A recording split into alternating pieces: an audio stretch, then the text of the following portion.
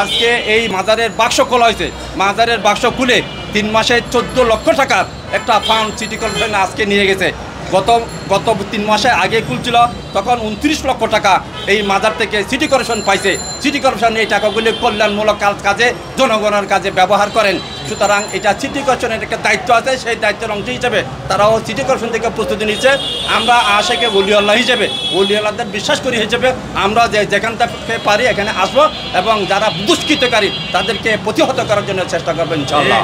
সারা বাংলাদেশে যে সমস্ত মাজারগুলো আছে, দরগা আছে, যে হামলা করা হচ্ছে, সব সামগ্রিক বিষয় নিয়ে আমরা ধর্ম উপদেষ্টার সাথে আমরা বসেছি, আমরা ওনার সাথে কথা বলেছি এবং বিষয়গুলো আমরা উপস্থাপন করেছি।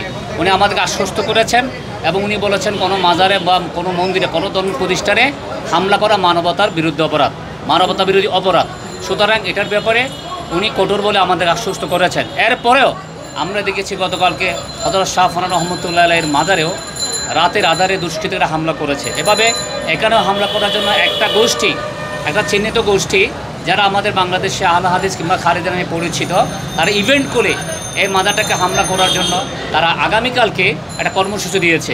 সেটা আমরা গণমাধ্যমে দেখেছি এবং সেটা আমরা সামাজিক যোগাযোগ মাধ্যমে দেখেছি। আগামীকাল যে ঘোষণা দিছে দুষ্কৃতিকারীরা এটা ভাঙবে, গোলাপ শাহ রহমতুল্লাহ আলাইহি মাজার ভাঙচুর করবে। আমরা জানি যে 1988 সনে এরশাদ আমলে এই মাজার ভেঙে, মসজিদ ভেঙে রাস্তা বড় করার জন্য চেষ্টা করা হয়েছিল। তখন দেখা গেল ড্রাইভার নিয়ে আসতেছে, গাড়ি বুলডোজার নিয়ে আসতেছে, গাড়ি চলে না, গাড়ি এদিকে ভেঙে যায়, পাঞ্চার হয়ে যায়, নিজে অসুস্থ হইয়া পড়ার পরে ম্যাজিস্ট্রেট দেখতেছে এটা কার্যকর করা সম্ভব হয় না। সুতরাং ম্যাজিস্ট্রেট নির্দেশ দিল এখানে আমাদের দ্বারা এটা ভাঙা সম্ভব হবে না, আমরা কর্তৃপক্ষকে জানাবো, আমরা চলে যাব, আমরা এখানে ভাঙার দায়িত্ব পালন করতে পারবো না। আজকে আমরা দেখেছি যে স্বরাষ্ট্র যিনি উপদেষ্টা লেফটেন্যান্ট কর্নেল জাহাঙ্গীর সাহেব বলেছেন যে মাজারে হামলা করা এটা বড় ধরনের একটা অপরাধ এবং উনি আইনগত ব্যবস্থা গ্রহণ করবেন।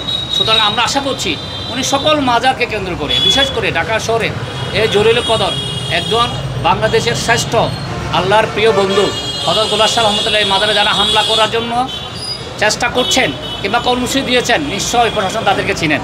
আমরা বলব প্রশাসনের দায়িত্ব সবচেয়ে বেশি, তারপরেও আমরা প্রশাসনকে আমরা জানাবো। আমরা এখান থেকে আমরা প্রশাসনে জানানোর জন্য আমরা থানা যাচ্ছি, আমরা ওনাদেরকে জানাবো যে আগামীকাল আমরা কর্মসূচি দিয়েছি, আমরা কর্মসূচি আমাদের সফল হবে। তবে আমরা আশাবাদী যে সমস্ত দুষ্কৃতকারীরা মাজারে হামলা করার চেষ্টা করছে, ওরা চিহ্নিত একটা সন্ত্রাসী গোষ্ঠী যারা ইতিমধ্যে জঙ্গি গোষ্ঠী হিসেবে পরিচিতি ছিল, তারাই কিন্তু মাজারকে হামলা করার চেষ্টা করছে। কারণ মাজার ইস্যু না, এটা তাদের ইস্যু হচ্ছে অন্য বিষয়, জঙ্গিবাদী কর্মকাণ্ড করে পেশিবাদী সরকারের মতো আরেকটা সরকারের কায়েম করা, আর তো কিছু না, আমরা সেটাই মনে করি।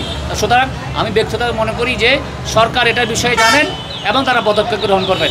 যদি পদক্ষেপ গ্রহণ না করেন তাহলে দেশের আইনশৃঙ্খলা পরিস্থিতি যে কোনো সময় ব্যক্ত করতে পারে। অলি বিদ্বেষী লোকজন যারা আসবে তাদের বিরুদ্ধে প্রতিরোধ করার জন্য জিয়ারতের কর্মসূচি দেওয়া হয়েছে। আগামীকাল দেশের খ্যাতনামা ওলামায়ে কেরামগণ এখানে আসবেন, সাথে লোকজন আসবে, এখানে জিয়ারতের অনুষ্ঠান চলবে। এখানে যদি কোনো এরকম এজিদ বা নমরুদের অনুসারী কেউ এখানে মাজার ভাঙার জন্য চেষ্টা করে তাদেরকে প্রতিহত করার জন্য পদক্ষেপ নেবে।